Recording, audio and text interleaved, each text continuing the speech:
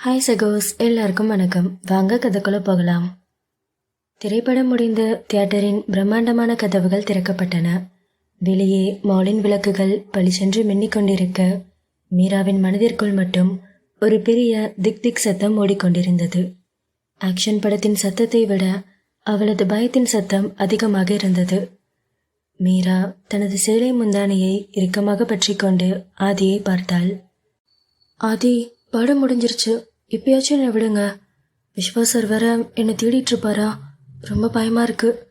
ரம்யா என்ன சொல்லி சமாளிச்சிட்டு இருக்கான்னு எனக்கு புரியல என்று மீரா புலம்பிக் கொண்டிருக்க, ஆதி அவளை பார்த்து ஒரு கள்ள சிரிப்பு சிரித்தான். அவன் முகத்தில் எந்த பயமும் இல்லை, ஒரு ராஜாவிற்கே உரிய நிதானம் இருந்தது. ஆதி அவளது கையை விடாமல் பிடித்து கொண்டு, இப்ப ஏண்டி பயப்படுற? பயப்படாம என்ன பண்றது? எவ்வளோ நேரம் ஆச்சு? ரம்யாவும் எவ்வளோ நேரம் தான் சமாளிச்சிட்டு இருப்பா? இங்க பாரு, ரம்யா ஒன்றும் சாதாரண ஆள் கிடையாது. அவ சரியான கில்லாடி. அதெல்லாம் பக்காவாக சமாளித்து வச்சிருப்பா. இதுக்கெல்லாம் மாடி பயப்படுவ என்று பேசிக்கொண்டே இருவரும் அங்கிருந்து வெளியேறினர். இருவரும் அந்த தியேட்டரின் எக்ஸிட் கேட் அருகே இருக்கும் ஒரு இருட்டான மூலைக்கு வந்தனர். மீரா அவசர அவசரமாக கிளம்ப முயல, ஆதி சட்டென்று அவளை சுவரோடு சேர்த்து இழுத்து அணைத்தான். ஐயோ ஆதி, என்ன பண்றீங்க? மறுபடியுமா? யாராச்சும் பாத்திர போறாங்க, விடுங்க என்று மீரா தவித்து கொண்டிருக்க, ஆதி அவளது இதழ்களை உற்று பார்த்தபடி, பார்த்தா பார்க்கட்டும். என்னங்க இது? இவ்வளோ நேரம் தியேட்டருக்குள்ள படமா பார்த்தீங்க? என்னை கொஞ்சிட்டு தானே இருந்தீங்க, அது பத்தலையா? அதெல்லாம் எனக்கு பத்தாதடி. 2 மணி நேரம் அந்த தியேட்டர் இருட்டில் உன்னை என் பக்கத்திலே வச்சுருந்தேன். எனக்கு அதெல்லாம் பத்தலை. இந்த விசிறனுக்கு உன்னை பார்க்கும்போதெல்லாம் பசி தீரவே மாட்டேங்குது என்று கூறியபடி ஆதி அவளது முகத்தை தனது 2 கைகளாலும் தாங்கி பிடித்து அவளது நெற்றியில் தொடங்கி இதழ்களில் ஒரு அழுத்தமான தகிக்கும் முத்தத்தை பதித்தான். அந்த முத்தம் ஒரு விடைபெறுதல் மட்டுமல்ல, நீ எனக்கு மட்டும்தான் என்கிற முத்திரை போல இருந்தது. மீரா ஒரு நிமிடம் தன்னை மறந்து அவனது அணைப்பில் உறைந்து போனாள். முத்தத்தை முடித்துக்கொண்டு ஆதி மெல்ல விலகினான். மீராவின் கண்கள் சொருகி போயிருந்தன. உதடுகளில் அவனது ஸ்பரிசத்தின் ஈரம் இன்னும் அப்படியே இருந்தது. ஏ மீரா, போகணும்னு சொன்னேல, இப்போ போ.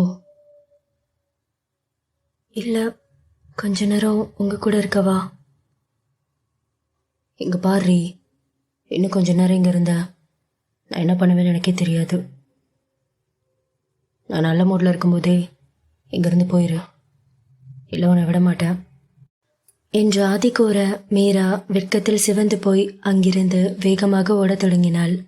சில அடி தூரம் சென்றவள் மீண்டும் திரும்பி ஆதியை பார்த்தாள். ஆதி ஒரு தூணில் சாய்ந்து கொண்டு அவளை பார்த்து ஒரு ஸ்டைலான கண்ணசைப்பை செய்தான். அவன் கண்ணடித்த அந்த வேகம் மீராவின் இதயத்தில் ஒரு மின்னலை பாய்ச்சியது. ரவுடி, எப்போ பார்த்தாலும் இந்த மாதிரி ஏதாச்சும் பண்ணி என்னை சாவடிச்சிட்டே இருக்கிறது என்று நினைத்து கொண்டே தனது கன்னங்களில் கை வைத்து வெட்கத்தை மறைத்தபடி ஓடினாள். மீரா மூச்சிறைக்க ரம்யா நின்று கொண்டிருந்த இடத்திற்கு வந்து சேர்ந்தாள். ஆனால் ரம்யா மீரா வந்ததை கூட கவனிக்கவில்லை. அவளது கவனம் முழுவதும் விஸ்வா நடந்து சென்ற அந்த பாதையின் திசையை மட்டுமே வெறித்து பார்த்து கொண்டிருந்தது. அவள் அங்கேயே சிலையாக நின்றிருந்தாள். ஏ ரம்யா, ஷாப்பிங் முடிஞ்சுதா? ஆமா, விஸ்வா சார் எங்க? என்னை கேட்டாரா? ஏ ரம்யா, உங்கிட்ட தாண்டி பேசுற என்று மீரா சட்டென்று ரம்யாவின் தோளை பிடித்து உழுக்க, ரம்யா இப்போதுதான் நிஜ உலகிற்கு வந்தாள். ஏ மீரா, நீ எப்படி வந்த? ஏண்டி, நான் வந்தது கூட உனக்கு தெரியலையா? அதெல்லாம் இருக்கட்டும் மீரா, நீ எங்க போயிருந்த இவ்வளோ நேரம்? ரம்யா, அது ஒன்றும் இல்லை. ஆதி சார் தான் என்னை கம்பல் பண்ணி மேலே தியேட்டர் கூட்டிகிட்டு போயிட்டாரு. என்ன, தியேட்டர் போனையா? ஏண்டி, இங்கே ஒருத்தியை தனியாக விட்டுட்டு அவள் என்ன ஆனான்னு கூட திரும்பி பார்க்காம ஓடிட்ட. நானா இங்கே எப்படி சமாளிச்சிட்டு இருப்பேன்னு கொஞ்சமாவது யோசிச்சியா நீ? ஐயோ ரம்யா, சாரிடி, நான் என்ன பண்ணுறது? எத்தனையோ தடவை சொன்னேன், ஆனால் அவர் கேட்கவே இல்லை. எனக்கு தெரியும் அதெல்லாம் நீ சமாளிச்சிருவேன்னு. அந்த தைரியத்தில் தான். அதை விட விஸ்வாசார் எங்க? அவர் ஷாப்பிங்லாம் முடிச்சுட்டு கார் எடுக்க போயிருக்காரு. அதுக்குள்ளே நீயே வந்துட்ட. சீக்கிரம் வா என்று ரம்யா மீராவின் கையை பிடித்து கார் இருக்கும் இடத்திற்கு அழைத்து சென்றாள். ஷாப்பிங் மால் பரபரப்புகள் முடிந்து கார் இப்போது சென்னையின் இரவு நேரத்து சாலைகளில் அமைதியாக தவழ்ந்து கொண்டிருந்தது. காரின் உள்ளே ஒரு விசித்திரமான மௌனம் நிலவியது. ஆனால் அந்த மௌனத்திற்குள் 2 இளம் பெண்களின் இதயங்களும் வெவ்வேறு விதமான சந்தோஷத்தில் துள்ளி குதித்து கொண்டிருந்தன. விஸ்வா முன் சீட்டில் அமர்ந்து மிகவும் நிதானமாக காரை செலுத்திக் கொண்டிருந்தான். அவனது கவனம் சாலையில் இருந்தாலும் இன்று ஷாப்பிங் திருப்தியாக முடிந்த நிம்மதி அவன் முகத்தில் தெரிந்தது. பின் சீட்டில் ஜன்னல் ஓரம் அமர்ந்திருந்த மீரா வெளியே ஓடும் நகரத்தின் விளக்குகளை விரித்து பார்த்து கொண்டிருந்தாள். ஆனால் அவளது கண்கள் பார்ப்பது அந்த சாலைகளை அல்ல, 2 தியேட்டருக்குள் ஆதி அவளை அணைத்த அந்த நிமிடங்களை. ஆதி அவளை தூக்கி தன் மடியில் அமர வைத்தது, தகிக்கும் முத்தம், வெளியே வரும்போது அவன் குறும்பாக கண்ணடித்தது என்று ஒவ்வொன்றையும் நினைத்து பார்க்க பார்க்க மீராவின் முகம் தானாகவே சிவந்தது. அவளது இதழோரம் ஒரு மெல்லிய புன்னகை அரும்பியது. மீரா தன் மனதிற்குள், அந்த ராட்சசனுக்கு எவ்வளோ திமிரு! யாருக்கும் பயப்படாம தியேட்டரையே எனக்காக புக் பண்ணி அந்த இருட்டில் என்னை தவிக்க விட்டுட்டு இப்போ ஒன்றும் தெரியாத மாதிரி என்னை விட்டுட்டு போயிட்டாரு. அவரோட அந்த பார்வை, அந்த சிரிப்பு, காலத்துக்கும் எனக்கு இது மட்டும் போதும் என்று மீரா தன்னை மறந்து சிரித்து கொண்டிருந்தாள். ஆதையின் ஸ்பரிசம் பட்ட இடங்களில் எல்லாம் ஒரு விதமான சிலிர்ப்பை உணர்ந்து வெட்கத்தில் நெளிந்தாள். மீராவுக்கு பக்கத்தில் அமர்ந்திருந்த ரம்யாவின் உலகமே இன்று வேறாக இருந்தது. அவளது கையில் விஸ்வா அவளுக்காக பார்த்து பார்த்து வாங்கிய அந்த பட்டு சேலை அடங்கிய பை இருந்தது. அதை அவள் ஒரு குழந்தையைப் போல தன் மார்போடு அணைத்து மிக இறுக்கமாக பற்றி கொண்டிருந்தாள். ரம்யா எப்போதுமே எதற்கும் கலங்காதவள் போல காட்டிக்கொண்டாலும் விஸ்வா அவளிடம் காட்டிய அந்த பாசம் அவளது கல் மனதையும் கரைத்து விட்டது. ரம்யா அந்த பையை வருடி பார்த்தபடி விஸ்வாவை சீட்டு கண்ணாடி வழியாக பார்த்தாள். அவளது கண்களில் ஒரு புதுவிதமான சந்தோஷம் மின்னியது. அந்த கார் மேன்ஷனின் பிரம்மாண்டமான வாயிலுக்குள் நுழைந்தது. அங்கே தூரத்தில் ஆதியின் கார் நிறுத்தப்பட்டிருப்பதை பார்த்ததும் மீராவின் இதயம் மீண்டும் ஒரு முறை தாறுமாறாக துடிக்க ஆரம்பித்தது. அந்த இரவு இன்னும் முடியவில்லை. இன்னும் நிறைய சுவாரஸ்யங்கள் காத்திருக்கின்றன என்பது அவர்களுக்கு மட்டுமே தெரிந்த ஒரு ரகசியம். விஸ்வா காரை நிறுத்திவிட்டு ரம்யா மற்றும் மீராவை கீழே இறக்கிவிட்டவன் காரை பார்க் செய்ய புறப்பட்டான். ரம்யா மற்றும் மீரா இருவரும் மெல்ல மேன்ஷனின் நீளமான வராண்டாவில் நடந்து சென்றனர். அப்போது மீரா சட்டென்று ரம்யாவின் கையை பிடித்து நிறுத்தினாள். ஏய் மீரா, என்னடி, வா உள்ள போலாம். ஏய் ரம்யா, எனக்கு ஒரு விஷயம் சொல்லு. நான் காரில் வரும்போது விஸ்வாசாரை கவனிச்சேன். அவர் கண்ணாடி வழி உன்னையே பார்த்துட்டு இருந்த மாதிரி இருந்தது. என்ன, அப்படியா? ஏய் ரம்யா, தெரியாத மாதிரி நடிக்காத. ஏய் மீரா, சத்தியமாக எனக்கு தெரியலடி. அவர் என்ன பார்த்துருக்க மாட்டாரு. பின்னாடி ஏதாச்சும் வண்டி வருதான்னு பார்த்துருப்பாரு. அப்படியா சொல்கிற? ஒருவேளை இருக்கும். சரி, அதெல்லாம் விடுடி.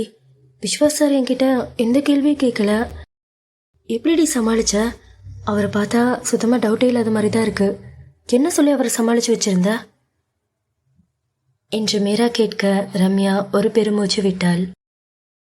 ஏய் ரம்யா, எனக்கு தெரியும் நான் ஆதிசரை லவ் பண்ணுறது உனக்கு பிடிக்கல தானே? ஆமாம், பிடிக்கல தான். அதுக்கு இப்போ என்ன? ஏண்டி, பிடிக்கலன்னு சொல்லி எங்களை மாட்டி விடாமல் எதுக்காக எங்கள் 2 பேத்தையும் காப்பாத்தின? விஸ்வாசருக்கு கொஞ்சம் கூட டவுட்டே வராத மாதிரி எங்கள் 2 பேத்தையும் நீ தான் சேவ் பண்ண. பிடிக்கலன்னு சொல்லிட்டு ஏண்டி இதெல்லாம் பண்ணுற? இங்கே பாரு மீரா, நான் இப்போவும் சொல்கிறேன், நீ ஆதிசாரை காதலிக்கிறது எனக்கு பிடிக்கல. ஏன்னா எனக்கு நீ முக்கியம். உனக்கு எதுவும் ஆயிடக்கூடாதுடி. அதுக்காக தான். ஆதிசாரை பற்றி உனக்கு இன்னும் முழுசாக தெரியல. அது தெரிய வரும்போது நீ எந்த பிரச்சனையிலையும் மாட்டிக்கக்கூடாது.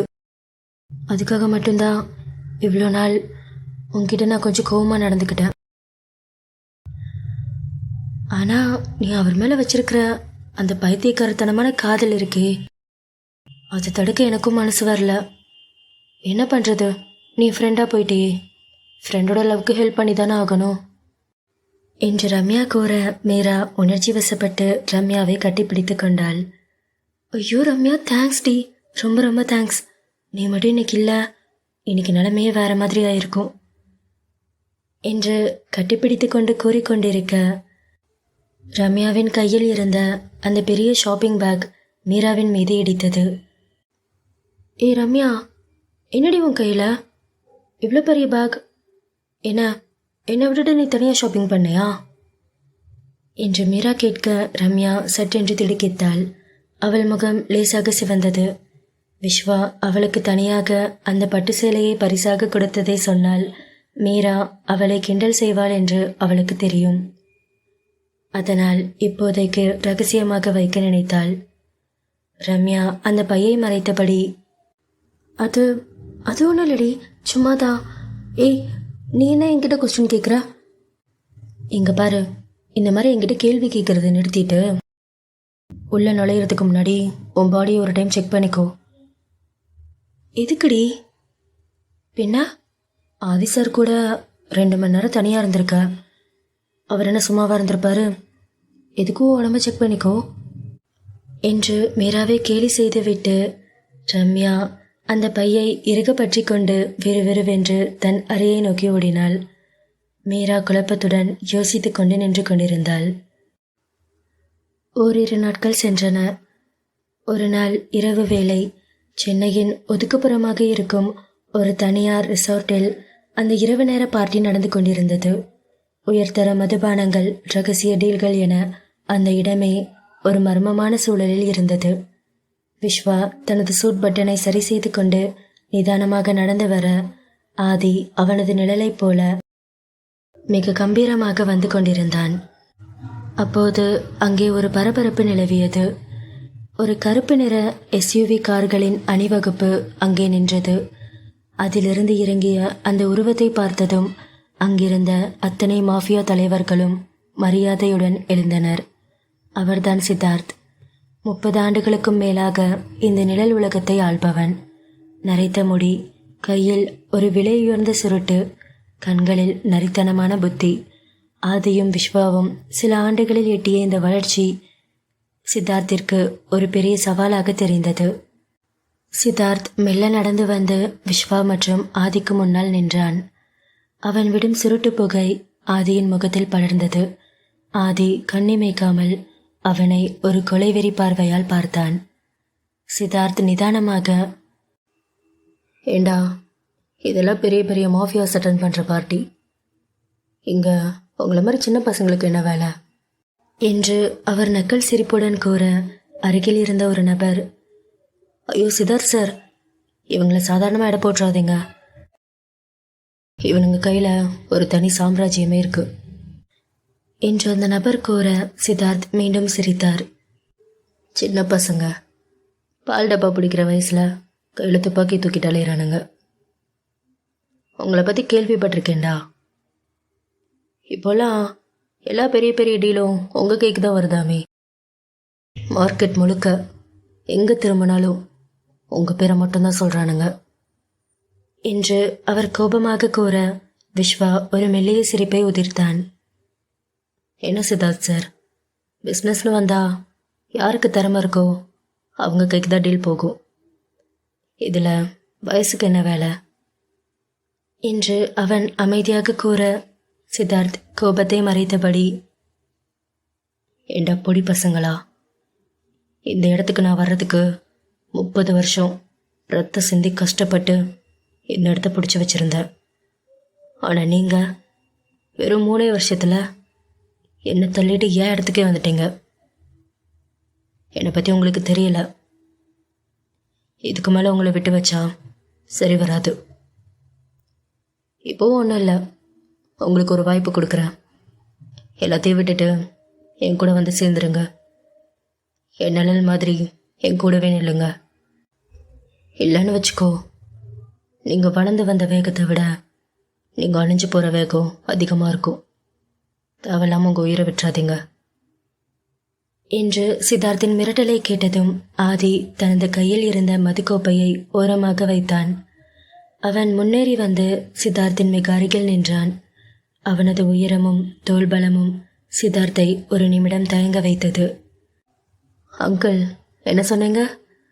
30 வருஷமா நீங்கள் இந்த இடத்துல இருந்திருக்கிறது உங்கள் அதிர்ஷ்டம் இல்லை, உங்கள் நேரம். அதெல்லாம் இப்போ முடிஞ்சிருச்சு. நீங்கள் 30 வருஷமாக சம்பாரித்த பேரை நாங்கள் 3 வருஷத்தில் காட்டிட்டோம். அப்பயும் உனக்கு புரிய வேணாமா எங்கள் பவர் என்னன்னு? ஏதோ சின்ன பசங்களை மிரட்டுற மாதிரி மிரட்டுற என்று கூறியபடி ஆதி சித்தார்த்தின் சட்டை காலரை மெல்ல சரி செய்தான். இங்கே பாருங்க அங்கிள், நீங்கள் வேணா இந்த காட்டுக்கு பழைய சிங்கமாக இருந்திருக்கலாம். ஆனால் இப்போ இந்த காட்டுக்கு நான் மட்டும்தான் ராஜா. இந்த காட்டில் இப்போ நான் மட்டும்தான் வேட்டையாடுவேன். நீ ஓரமாக நின்று வேடிக்கை பாரு. என்ன சொன்ன? எல்லாத்தையும் விட்டுட்டு உன் கூட வந்து நிற்கணுமா? உன் நிழலில் இருக்க நான் ஒன்றும் உன் வீட்டு நாய் கிடையாது. என்னை தொடணும்னு நினச்சேன், உன் மொத்த சாம்ராஜ்யத்தையும் சுடுகாடாக்கிடுவேன் என்று ஆதி கர்ஜிக்க சித்தார்த்தின் ஆட்கள் கைகளை துப்பாக்கிகளுக்கு கொண்டு சென்றனர். ஆனால் விஸ்வா தனது கையை உயர்த்தி அவர்களை தடுத்தான். இங்கே பாருங்க, இப்போ எல்லாரும் இங்கே ஒரு முக்கியமான பார்ட்டி அட்டன் பண்ணுறதுக்காக வந்திருக்கோம். இங்கே சண்டையெல்லாம் வேணாம். ஆதி, கொஞ்சம் அமைதியாரு. சித்தார்த் சார், இந்த இடத்துல சண்டை வேணாம். நாங்கள் உங்களை தனியாக வந்து பார்க்குறோம். அப்போ தெரியும் யாரோட கை ஓங்குதுன்னு. டேய், என்ன நீ என்னை கடுப்பேற்றி பார்க்குறியா? ஐயோ சார், இப்பயே டென்ஷன் ஆகுறீங்க. பார்ட்டி நேரத்தில் சண்டை வேணான்னு நினைக்கிறேன். உங்களுக்கு சண்டை போடணுன்னா தாராளமாக சண்டை போடலாம். ஒரு நல்ல நாள் பார்த்து நம்ம ஃபங்க்ஷன் வச்சுக்கலாம். இப்போ அமைதியாக போகிறோன்னு அதிகாரம் பண்ணணும்னு நினைக்காத. நான் இவ்வளோ பணிஞ்சு பேசுகிறது வயசுக்கு மரியாதை கொடுத்து மட்டும்தான். இதையும் மீறி எங்களுக்கு சீண்டி பார்த்த நாங்கள் 2 பேரும் சும்மா இருக்க மாட்டோம். டேய், இந்த சித்தார்த்தை பற்றி உங்களுக்கு சரியாக தெரியல. உங்கள் 2 பேர்த்தையும் அழிக்க எனக்கு 2 நிமிஷம் ஆகாது என்று அவர் கூற விஸ்வா சத்தமாக சிரித்தான். ஊதித்தல்ல நாங்கள் ஒன்றும் தீப்பொறி கிடையாது, காட்டுத்தீ. அழிக்கணும்னு நினைக்காதீங்க, அழிஞ்சு போயிடுவீங்க என்று விஸ்வாவும் சித்தார்த்தை எச்சரித்து விட்டு அங்கிருந்து நடந்தான். ஆதி சித்தார்த்தை ஒரு ஏளன பார்வை பார்த்துவிட்டு தனது கருப்பு சட்டையை சரி செய்தபடி அங்கிருந்து கெத்தாக திரும்பினான். விஸ்வாவும் அவனுடன் இணைந்து தோளோடு தோள் தட்டி நடந்தான். அந்த பெரிய கூட்டமே அவர்களுக்கு வழிவிட்டது. பின்னாலிருந்து சித்தார்த் கைகளை இறுக்கமாக பிசைந்து கொண்டு நின்றார். ஆதியின் அந்த வார்த்தைகள் அவனது அகங்காரத்தை ஆழமாக பாதித்திருந்தது. சித்தார்த் தனக்குள், இந்த திமிரு தாண்டா உங்க 2 பேத்தையும் அழிக்கப் போகுது என்று கோபத்தில் குதித்துவிட்டு அங்கிருந்து நடந்து சென்றார். ஆதிக்கும் விஸ்வாவுக்கும் இது வெறும் ஆரம்பம்தான். அவர்கள் சந்திக்கப் போகும் யுத்தம் இன்னும் பிரம்மாண்டமானது என்பது அவர்களுக்கு தெரியும். இந்த கதையுடைய அடுத்த பாகம் சீக்கிரமே நம்ம சேனலில் வந்துடும். மறக்காமல் சேனலை சப்ஸ்கிரைப் பண்ணிக்கோங்க. கதையை பற்றின உங்கள் கருத்துக்களை கமெண்ட்டில் சொல்லுங்கள். கதை பிடிச்சிருந்துச்சுன்னா வீடியோக்கு மறக்காமல் ஒரு லைக் பண்ணிக்கோங்க.